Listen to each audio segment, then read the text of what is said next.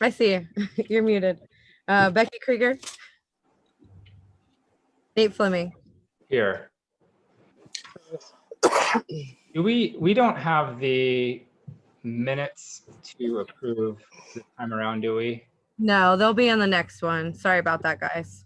So we'll just skip over that.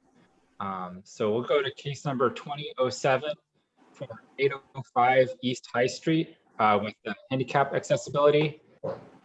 Steve, if you want to give a staff report. Sure. So like Nate said, this is for 805 East High Street. This is the Women's Town Club facility. For the background on the case, the applicant seeks a certificate of appropriateness to make improvements to ADA accessibility. The changes include excavating around the foundation and building a retaining wall out of natural stone. The wall will be 6 feet at its tallest, tapering down to 2 feet, and will be approximately 45 feet long. An iron fence will also be installed. Included with the application are renderings. So did everyone get a chance to look at the application materials that were submitted? Yep. Okay, and we do have 2 representatives here that can answer questions.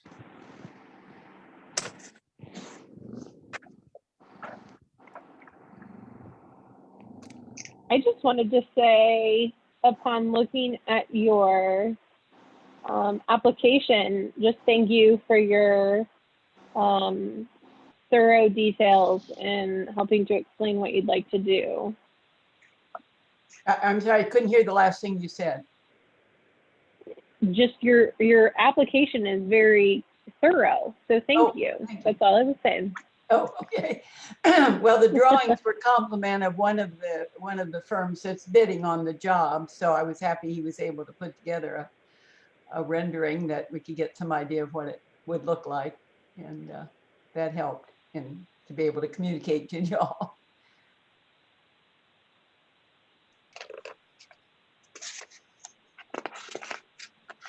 Well, handicap accessibility is perhaps the outcome of this, in terms of there would be some access from the back parking area, but initially it really became an issue because we know that damage is being done to the brick, and we want to stop that damage and get it repaired, and we don't have any idea why it was that way or how long it's been that way, but you can see from the first picture, there definitely is some brick damage. Fortunately, there's 2 levels of brick in that house, and we're hoping it's not extensive, but we don't know till they uncover it all. So that was really the initial reason we wanted to do it, but then it became kind of part of the handicap accessibility overall plan to have better access from the back. So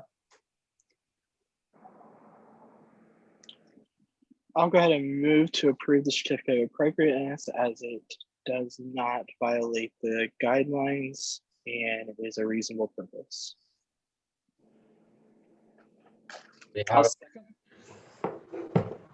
Or any other questions? Who's second? Sorry, someone seconded.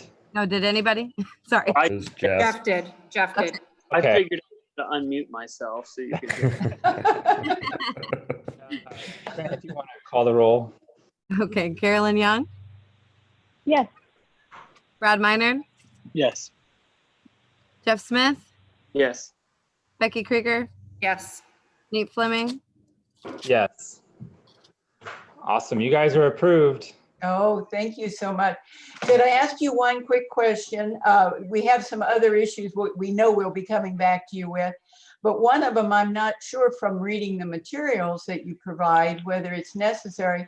We do want to look into paving some of the area in the back for parking. We park back there now a little bit on the gravel and the grass, but paving parking in the back of the building, is that something you all need to give us approval for or not? Yeah, typically any new parking area does need to go in front of the Landmarks Commission.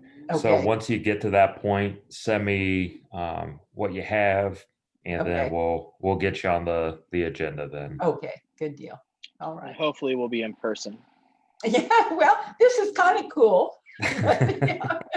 The last one I better in went person. to was in person. That's been a couple years back, so. Okay, well, we appreciate it. Should we just sign off now and let you all conduct your other business or what? Sure, if you want. The Okay. rest of it. Well, Thank you. how do I sign off? Just, At the top left of your screen, there should be a leave button. I see live, top left. You're, okay. Mine's Or at the bottom right. Bottom right. Bottom right, okay, let's see, leave, I got It it. changes everywhere. Yeah. That's okay, then thank you. Thank you for hearing us. Uh, Bye. Bye. Okay, so the next order of business is, oh, my computer's getting all crazy here. It will shuffle pictures as people come and go. So case number 2008 for 717 South Fountain Avenue for roof mounted solar panels. Steve, if you want to give the staff report on that one. Sure. So, like Nate said, it's for 717 South Fountain Avenue. So this is for certificate of appropriateness to install roof-mounted solar panels on the south-facing roof of the house. The applicant wishes to install 30 panels that will be approximately 570 square feet. Attached in the application were renderings and some cost estimates. And I believe we do have at least one, if not two, representatives from that firm who can answer any questions. Yes, sir. How you guys doing? My name is Jake Tribbiano. Let me see if I can get my camera going here. Was everyone able to see the renderings okay? Yes. Okay. I'm scrolling still. I just have one question. Just be clear that they're being placed in the area where the alley, the roof facing the alley. Correct. The south side is where that alley was vacated. Hey, Craig just joined at 5:41, just for the record. And then, Just, oh, go ahead. sorry, go ahead, Nate. Just one more question. We had a case similar to this last month. Can somebody catch me up? I know it's not consistent with this one, but can somebody catch me up on that? Do we approve it? Do we not? What do we do? They were approved, yes. First Baptist solar panels were approved. I forget if we had So, much and- discussion at all about the aesthetics of it last month or not, but it did get approved. We did have some discussion about how this works within our current guidelines, and that we don't have guidelines specifically for technology like this. So that was something that I did kind of bring up last time for consistency. So we're making consistent decisions as these types of requests come in. So I'm just going back to the, how heavily accessed is the alley? Do we know? Well, it's only used by Diana and Buller, and then Richard Fenn, and he has a renter on the other side. They're the only ones who use that alley. It's Okay. a alley, so. I did go by It's the a property public today. alley or private? No, It's it's vacated. vacated. Yeah, It's been vacated, so it's not Okay. technically an alley. I did go by the property this afternoon. The only panels that I could tell that would be viewable if you were standing on the sidewalk from the street would be the garage. But again, those are in the rear. It's obviously in the rear of the property, but it would be noticeable. But I mean, I don't have a problem with it being back there. And the ones we approved for First Baptist Church are going to be extensively noticeable, you know, if we're talking about Right. consistency.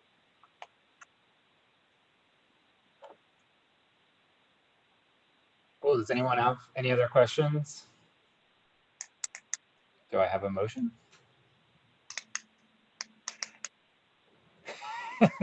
I'll make a motion to approve to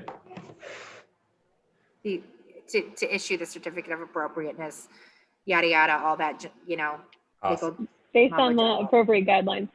Yeah. The I will Cheyenne will second. add. Okay, moved and seconded. Cheyenne, if you want to call the roll. Carolyn, did you second that? Was that Yes. you? All right, Carolyn Young, Yes. Brad Minard, Yes. Craig Janae, Yes. Jeff Smith, Yes. Becky Krieger, Yes. Nate Fleming. Yes. Awesome. Thank you, Jake. Thank you, Jake. This Hey, on- no problem, guys. Thanks for having me. And if you guys ever need anything, feel free to reach out. We'd be happy to answer any questions you guys might have. Awesome. Thank you. See you guys. See ya. Okay, so the last one, oop, I gotta pull this up here, is for 602 South Fountain.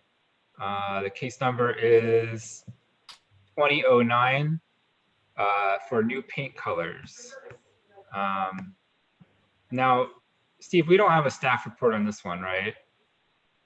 I was able to get one put together that was included in the packet. Oh, yeah. But I wasn't able to get a lot of photos of anything up to date. Okay. You know, that the house looks pretty similar in that picture as it does now. Okay. So I think we're good. Okay. Yeah, I wasn't sure how accurate that still was or not. In the future, is there any way that we can put the like actual colors of the paint chips on the scan or no?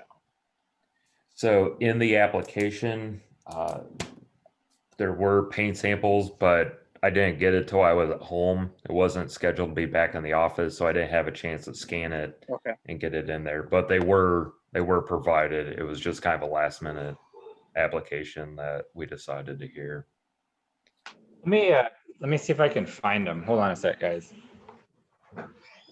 So this house is a brick Italianate house, and the brick is currently painted, as is all of the trim. The paint on the brick is failing and peeling, and my guess, especially from what they're doing underneath the porch, sort of what's accessible, looks like from the application, is that they're going to let the body paint on that brick fall off, come off, get stripped off, whatever, such that they can go back to a brick exterior. And then these paint colors appear to be the trim colors, from what I can tell. Now, my only concern or question is that one of the colors they say matches the brick color. I don't quite know why you'd want to do that. Is the applicant on? I think Thomas Yeah. is on. Thomas, are you muted or can you unmute? We are. Hey There they guys. are. Hi. I'm gonna there they are. Both of them are here. I think our thinking in having one of the paint colors of the trim match the color of the house is that as it's peeling, you can't see a ton of that color, but we couldn't. Basically, we were having trouble finding a third color to go with the other two that wasn't going to clash with the current color peeling off of the brick. So it wouldn't be used very often in the trim, and it would be pretty offset from the body of the house. But that was just our third color option, just so that we don't lose detail. That might work. That might work. And what's What the, are So Emma There we go. and Thomas, I saw in your application something about how you were going to try and scrape, and then you're just going to let it kind of gradually flake off. Are you going to consistently scrape, or are you just going to kind of let it do that brick aging thing? We're gonna try and scrape it as much as possible. We did one pass through, at least on the lower parts of the house last summer, and then we'll try and finish up the rest this summer. And I think that kind of speeds up the process pretty quickly. and it may not be cost effective, but you could talk to Teresa DeMana at 724 South Fountain. She did have that paint removed off of her brick house professionally. Like I said, it may not be cost effective, but they did a good job, and it is possible to go that route too. Yeah, I think we might try to, if especially if it's just taking longer than we anticipate for it to peel, we might do some experimenting with that method, or maybe, yeah, pay someone to do it. But that's, yeah, I'd heard she had done that. It was more effective than I expected, and it preserved the fairly soft brick better than I expected. You know, you can't go at a brick house with or losing a lot of that brick. But in her case, the contractor did a good job. So that's a kind of a backup option for you as well. I would say that was the only thing that I was a little bit concerned about, was just how is the brick going to look as the paint is chipping off. You know, like having had a house that's done that. Now my house isn't brick, so I've gone through that process too. But I think it sounds like you guys have a pretty active and attentive plan. So I will go ahead and make a motion to approve the colors that are appropriate per the certificate of appropriateness. Cheyenne, fix my language. Please. I'll second. I have a question before we vote. Yeah, I'd like to see those colors. Well, they don't even come through on my camera very well. If you hold them like kind of like at an angle, I was able to see it, like angle it. You can kind of see it better. So there appears to be a really dark And then color. I have the hex codes of the colors, if that's helpful. I don't know if anyone knows how to put the hex codes into their computer. If you just Google the hex codes, they'll come up. Yeah, I can read those off. So I just want to know where the colors, where the very dark one is going to be placed.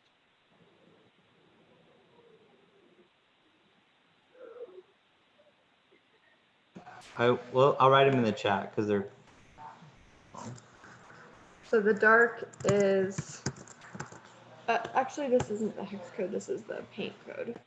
Well, it's SW7675. Is that the one that you want? The number? I can see them in your camera. I'm okay with it. I've looked them up already. It's I like, think he was more concerned with where they're going to go on the house. So where is that dark color going on the house? that's gonna go mostly where we currently have the dark teal. Like the window frames? Mm-hmm.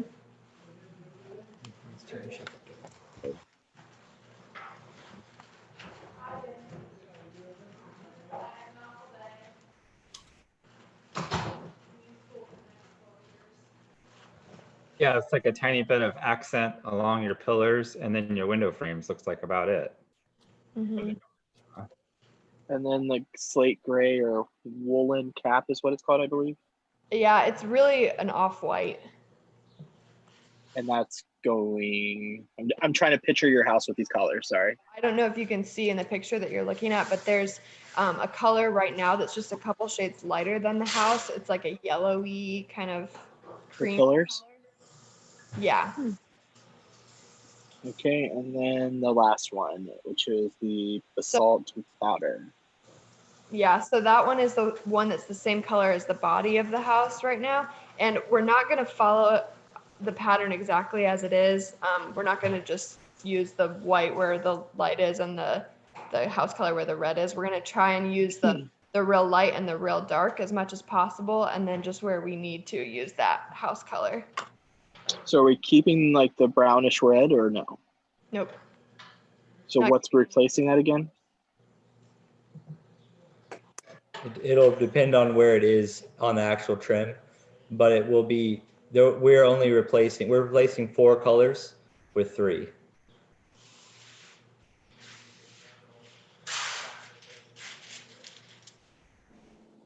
Okay, so then it'll be, so your body will stay the same. You're just going to scrape the paint, right? And if it looks terrible over time, we'll do an audible and find a different approach. And then you're going to do the sealskin and the basalt powder as the 2 main accent colors, but the basalt powder will be used in both the locations where the red is and the sort of lighter color is. And then, if I'm understanding this right, and then the dark sealskin will be used just on the green, correct? The dark sealskin will be used just where the teal is, and then with the dark red and the color of the pillars, those two, we're gonna try and use the basalt powder color as often as we can, but wherever we need 3 colors to not lose definition, then we'll use the color that the brick of the house is currently. I see. So your corbels and your dentals might end up being the woolen cap color Mm-hmm. or the basalt powder color. Is that correct? Yeah, but we'll never have trim that's painted the same color as the house right up against where the color of the house would be. Okay. So eventually what will happen is that brick red sounds like will be covered, and then the brick of the house will be uncovered. Mm-hmm. So you almost have like a flip-flop of detail. Yeah. That sounds pretty good. I guess I'm still confused, but it's whatever.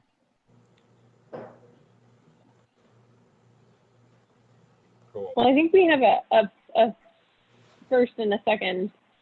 Oh, Cheyenne, if you want to call the roll. yeah. Go ahead. Okay.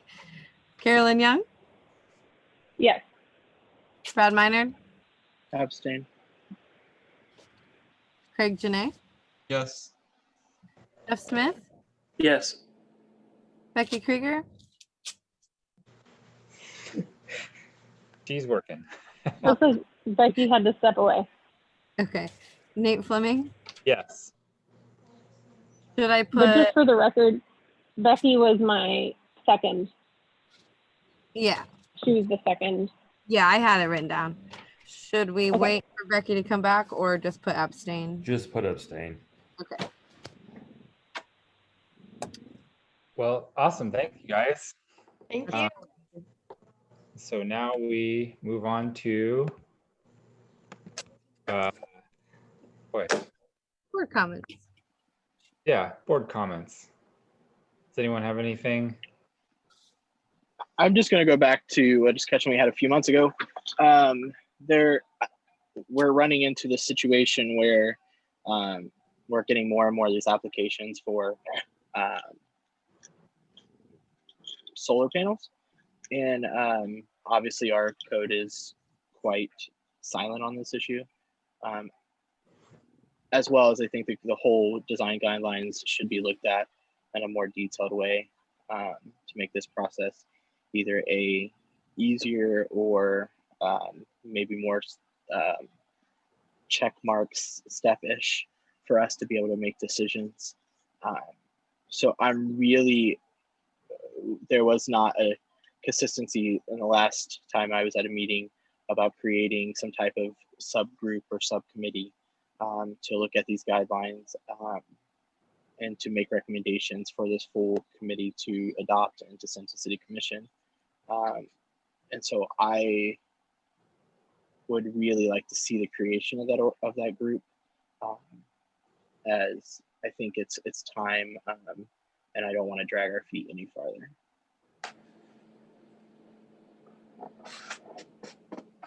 Is there anyone who would want to be a part of that subcommittee that's here presently?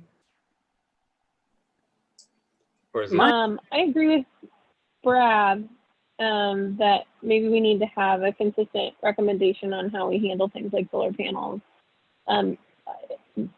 I'm thinking or recalling that perhaps cost was a prohibitive factor. Is that still the case? Steve and Cheyenne, did we talk about that previously when we talked about revisiting the guidelines? As far as having like someone else go through them and update them. I thought that there was a specific process that needed to take place in order to update the guidelines in terms of having them appropriately. They were professionals that designed the guidelines. I mean, yeah, I suppose we could do a committee and could do it, but at the same time, there's professionals out there who do this kind of thing. Now, we were lucky enough 10, 15 years ago, Turner Foundation and others, were involved enough and were able to foot some of that bill. my fear would be, we all go off and do something. Well, there's professionals of that out there that do that kind of thing. And this is a job for professionals to do, not us. Yes, they could rope us into that process, but I would prefer start with a professional group versus a little subgroup of us. But I don't think we have the money, and we definitely don't have the budget currently aligned to us. And knowing that the city has already looked at ways to start cutting costs, I don't think that we're going to get city commission to foot a bill for a professional.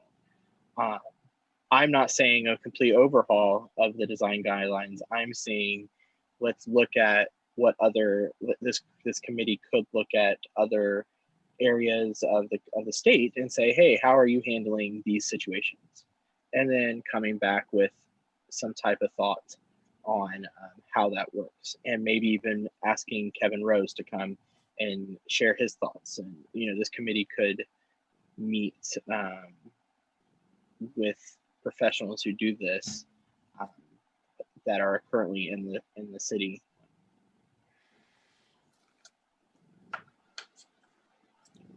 If that's something everyone wants to explore, I can see what possibilities there are for the city to help as far as payment or even looking down that path to see if that's something we want to take on.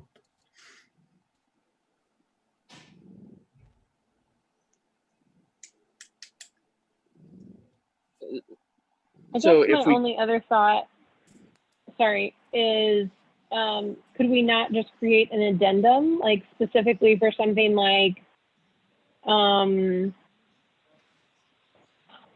solar panels, and say per XYZ case 1 and XYZ case 2, here's how decisions were made for solar panels, so we can reference them in past we guidelines. could almost do like addendums to the guidelines, like you said, Carolyn. That would kind of be a good stopgap measure, I think, to kind of look at what we've done in the last 10 years and say, in these cases, this is how we did. Yeah.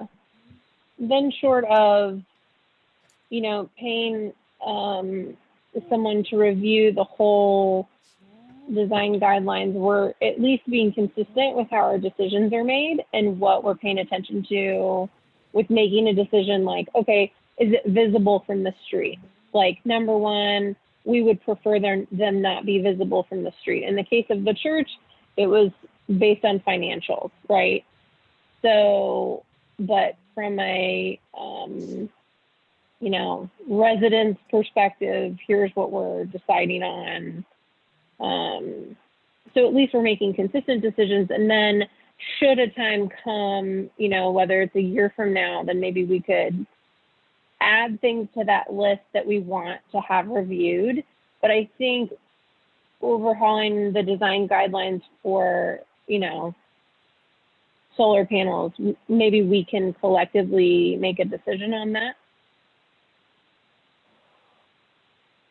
Well, is that something that we could all kind of look at as a couple of things that, like solar panels and what else, whatever else anyone might want to put in as addendum, and then send an email around, and then we could talk about it at the next meeting, and then if we like it, we could approve it and send it to commission. Is that something that's doable? I think what would probably be best is come up with some ideas of specific areas we want to make addendums for, and then maybe next meeting come up with that list, and then I can start working on drafting those addendums and start emailing them out.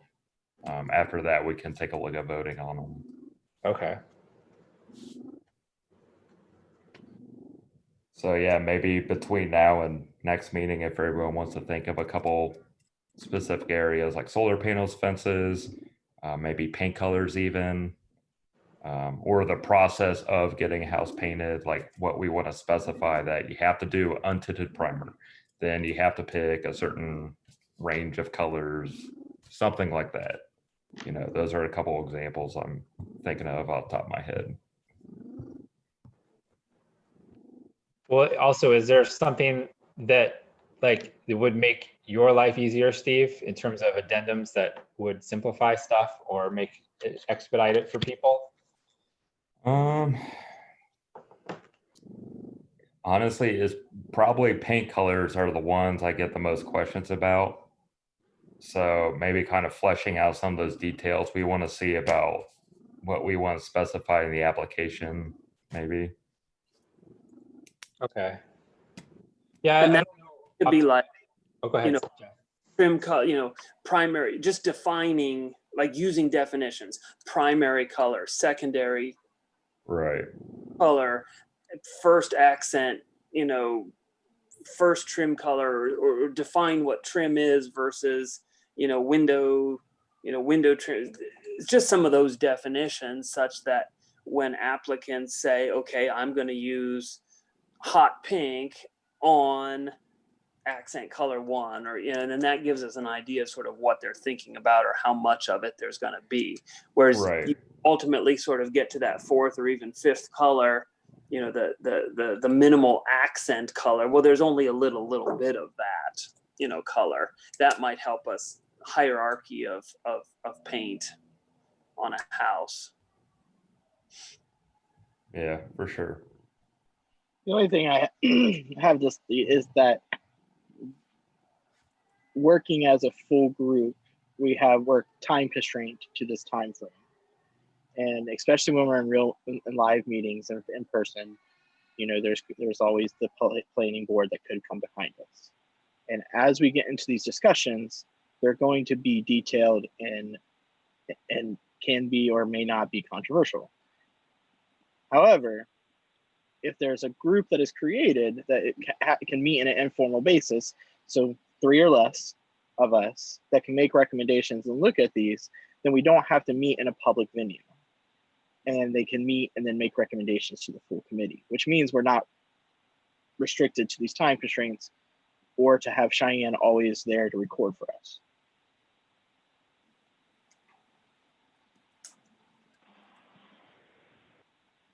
Because she obviously has to go to planning board. Right. Well, I mean, I guess I feel like. Go ahead. Go ahead, Nate. No, I wasn't going to say anything important, so you go ahead.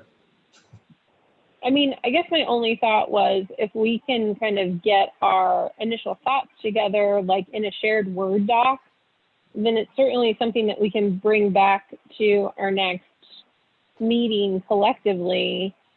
I think the step of having a special group that's getting together to talk about this may be an additional step that's not necessarily necessary.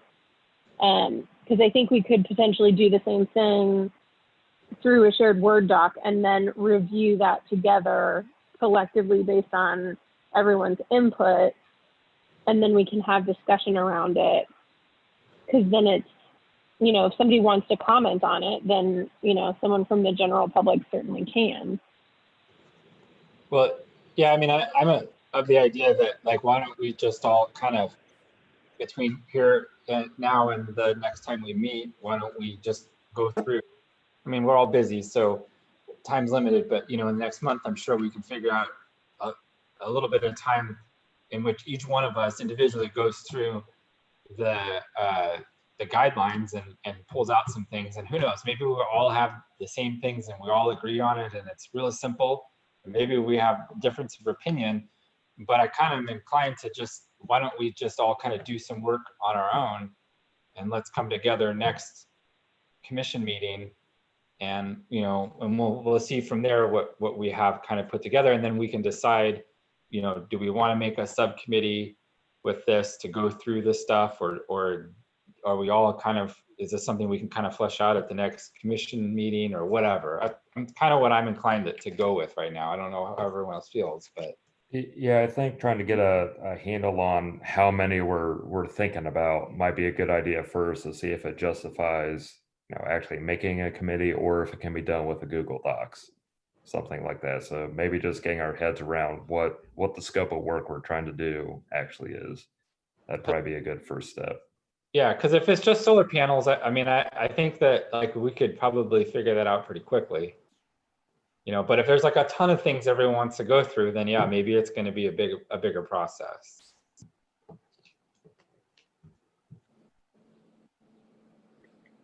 Cool. Do we have any more commissioner comments? I'm just curious if we've heard anything from the homeowners on Southern that put the chain link fence up without a certificate of appropriateness. On Southern, Truman Harris. Yes. I have not. I did reach out to him, but I haven't heard anything back. What is the process if we do not hear anything back?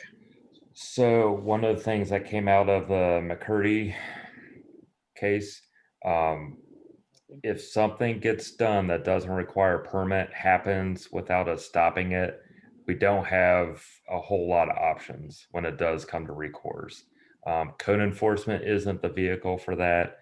If anything, it'd probably come down to issuing some kind of legal action against them. But that would have to be handled through the court system. But where are we yeah, at? Sorry, go ahead.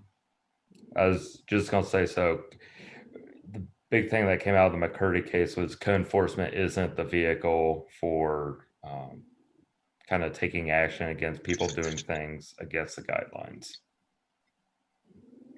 But wasn't that rectified in the code that was written for BZA and stuff like that? It attempted to do that, but that all happened before it could be heard by either of those boards before the pandemic. And those boards haven't met since. They're suspended. So that hasn't moved forward at this point. So zoning appeals isn't meeting right now?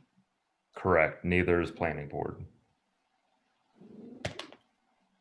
So you referenced something about if we don't stop it at the time, what's the, does code enforcement have the ability to stop something in progress that hasn't been approved? It's tricky because fences don't require a permit in the first place.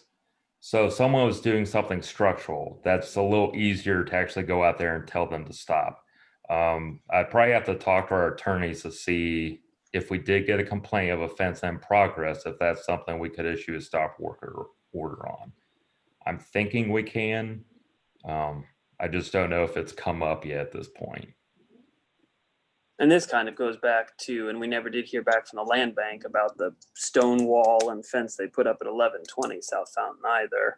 Right. But that's all very similarly under your fence discussion.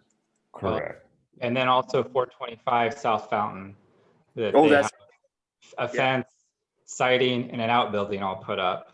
Don't forget about 425 South Fountain. Yeah, I mean, whatever. I guess it's just, it's tricky if you start enforcing these things, and you have to, it's like you can't, I don't know. I don't think we have the vehicle to be able to, like, it feels like if you selectively enforce, then it doesn't feel fair. And I think that's part of people's, struggle with things, is that if it feels selective, then it feels like people are getting singled out.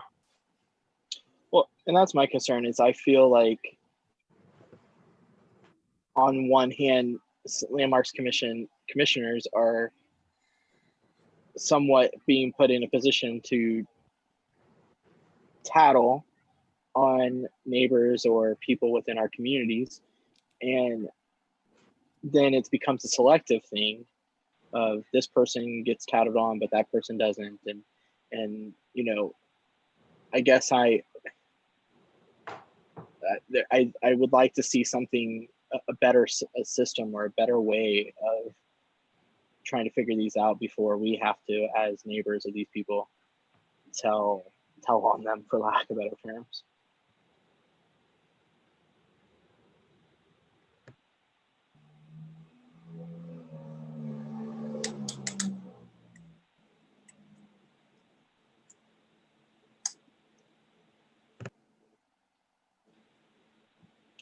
Is code enforcement officers doing inspections right now?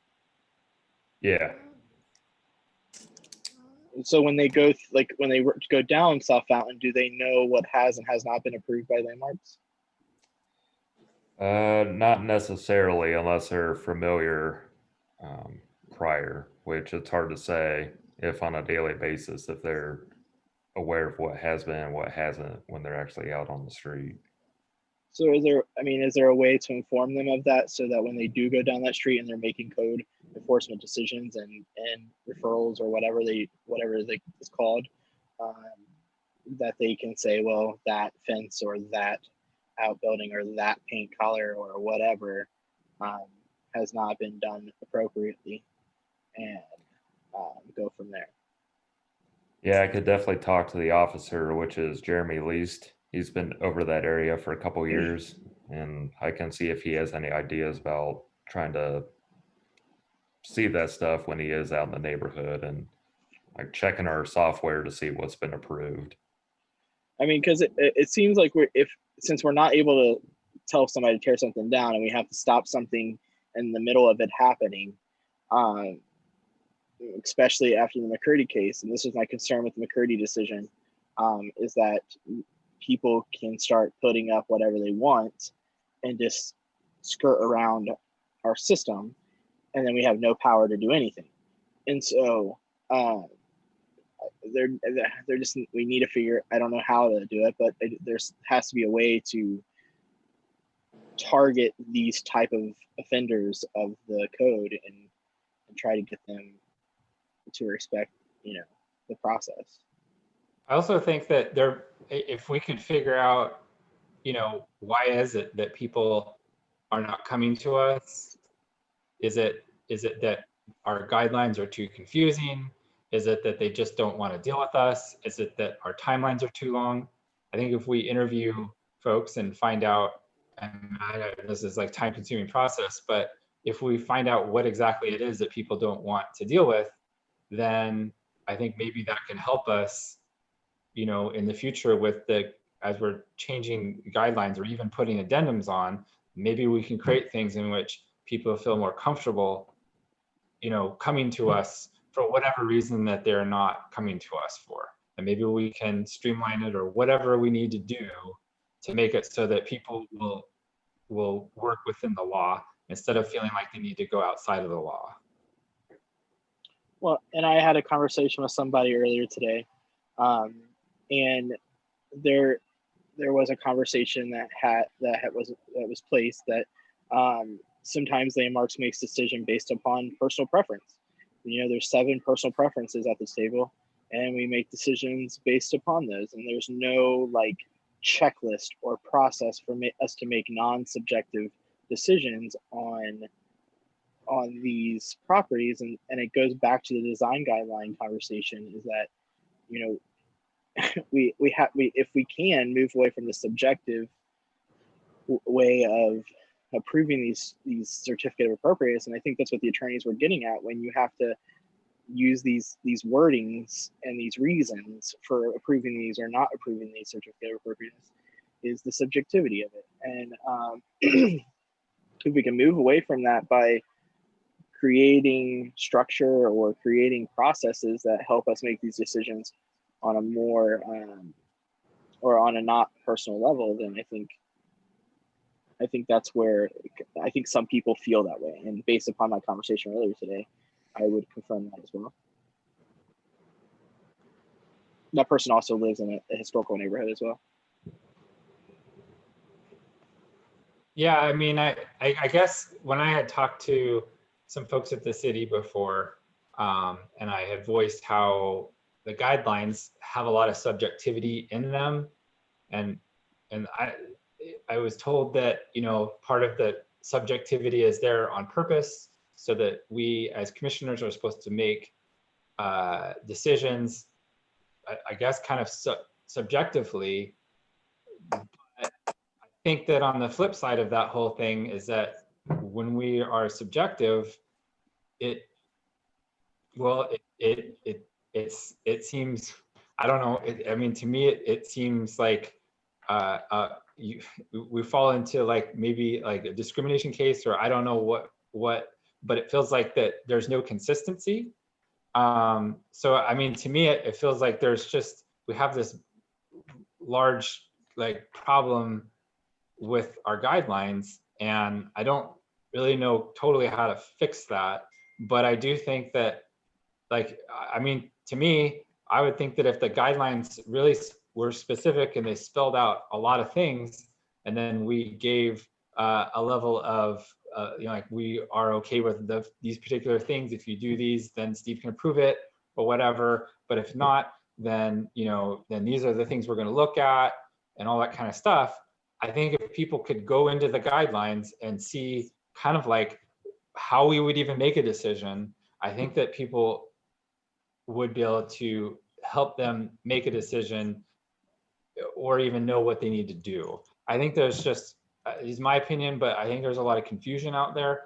I feel like myself, I'm confused about the guidelines. Many times I feel like there's a part of it that spells out how it basically covers everything on the exterior. But then you go through the guidelines and you only see a few different things that are covered, like fences and sidings and stuff. But it goes and talks about, walkways, and it says not to exclude, or this plus everything else, and then it doesn't spell anything out. Well, to me, that's super confusing. Like, do I need to come in front of landmarks? Do I not need to come in front of landmarks? And so I think those kind of things, and I don't know if that's what we can do with addendums or whatever. And maybe that's what we need to review next time. We can have professional help go through the guidelines. But I'm addressing this as a problem, and I don't know if other residents feel the same way, but I feel like it's a frustration for me on my end. Well, even fencing isn't clear. It's a picture with some words below it. There's no like exact paragraph about what fencing can and cannot be. It says there's like a picture of a fence, of a privacy fence, and it says something like should be kept to the back of the building or something like that. Like there's not like but if you look, guidance.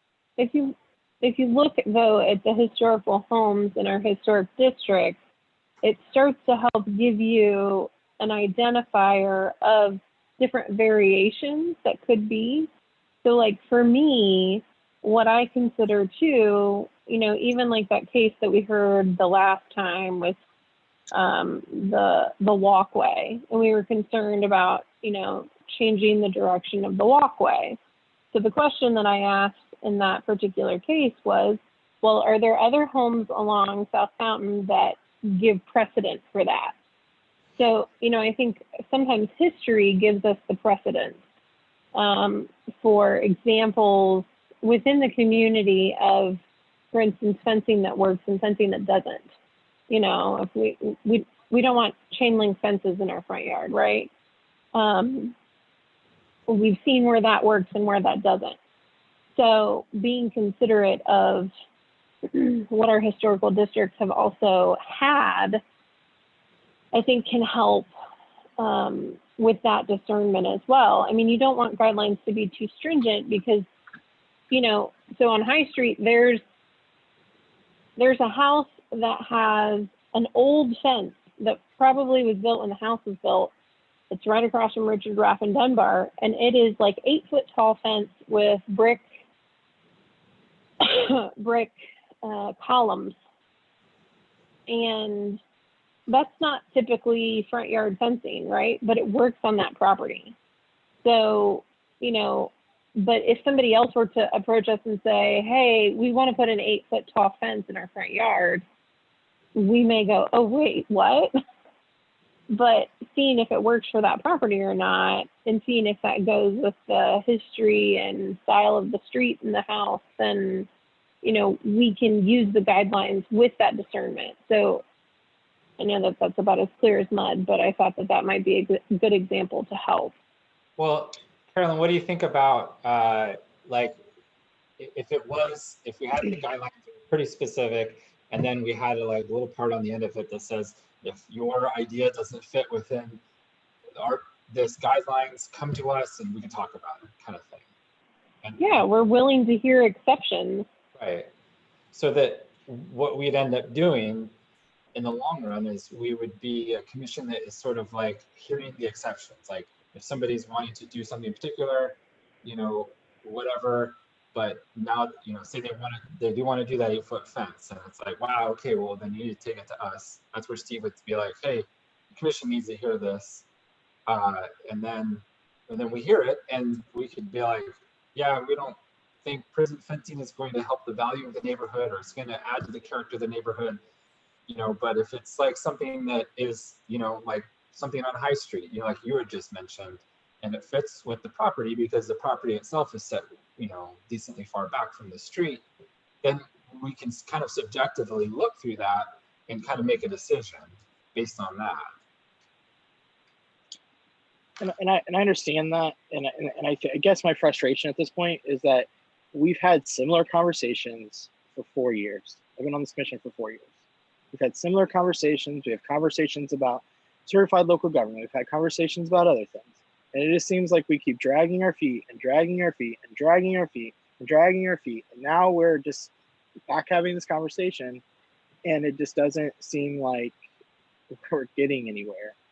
And it's quite frustrating, extremely frustrating, actually. Well, yeah, I mean, I also hear you there, and yeah, I mean, it feels like, I mean, I feel kind of likewise with it doesn't feel like we're getting very far. You know, I feel like we went over our goals and all that kind of stuff, and I don't know how far we, you know, like I still feel we're kind of like at square one with that whole thing a bit. I don't know, but I mean, I agree. Yeah, you know, I mean, I still try to look at things through like, does this help the value of the neighborhood? Does it diminish the value of the neighborhood? And I think that even that can be quite subjective, you know, whereas somebody might say, well, a chain link fence might add public safety. Okay, so that crime goes down. Okay, well, I could see that that could increase the value of an area, but also, you know, it might be that, or maybe it won't, I don't know, but, and we may all have a different opinion on that kind of whole thing. So even that, it's tricky. I can see where having things really spelled out would be really awesome in some ways, but then, you know, maybe then it makes us more too rigid to be subjective, and then anything that doesn't fall within what a person wants to do, maybe we're all too rigid, because we're not all going to be on this commission forever. And so we're setting up for future commissioners, and how do we do this in a way that it's fair for everyone in the future? I don't know. But I guess that's something that we can continue to think about, and maybe we can get somewhere with something. If we can get this addendum, at least an addendum on solar power, I think that would be a good first start. That would be a good change, you know, to at least people, because obviously it looks like solar power is coming onto South Fountain. And so, I mean, it might be nice for people to know kind of what we're looking for. It seems like solar power is sort of a bit self-explanatory, where they need to have south-facing and a roof line and all that kind of stuff. So I don't know.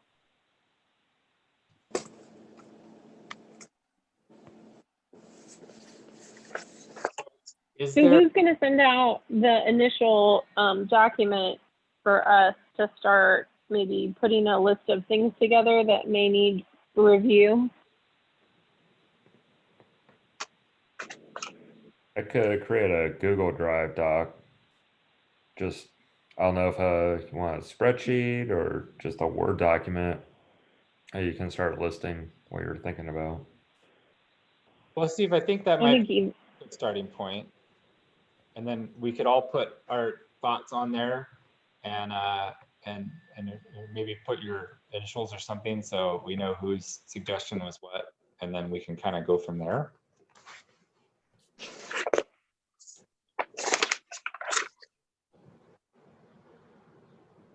Cool. So Steve, is that something that you think you could pull off for us? Yep.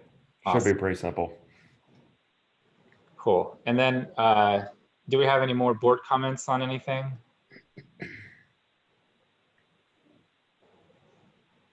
Sorry for arriving late. That's all right. We're just glad you made it. Okay, so do we What have happened with the first case? Oh, we approved it unanimously, I believe. Okay, thank you. And Steve, do we have any staff comments? No comments, just I hope everyone's staying safe. Awesome. Any on future meetings? I haven't gotten any other cases yet. As of July 1st, the city's supposed to reevaluate holding in-person meetings again. So we'll kind of see where we're at that point. Perfect. Steve, are you sitting in your bed? Yeah, it's the quietest room in the house. 2 small kids. Because we're like the most boring board that, you could just take a little nap if we take too long. Put up like a little face of mine and just conk out. Yeah, I love it. All right. Well, if everyone is good, I'd like to adjourn this meeting. All in favor? Move to adjourn. Oh, Aye. and all opposed, same sign. All right, we are adjourned. So our next meeting will be July 13th, 2020, and I have no idea if we'll do it in person or if we'll be doing it on Zoom, but Fingers crossed we'll be in person, but we'll see. cool. All right, well, thank you guys. Have a great evening. You too. Bye, guys. Thank you. Bye, guys. And Bye. thank you, everyone.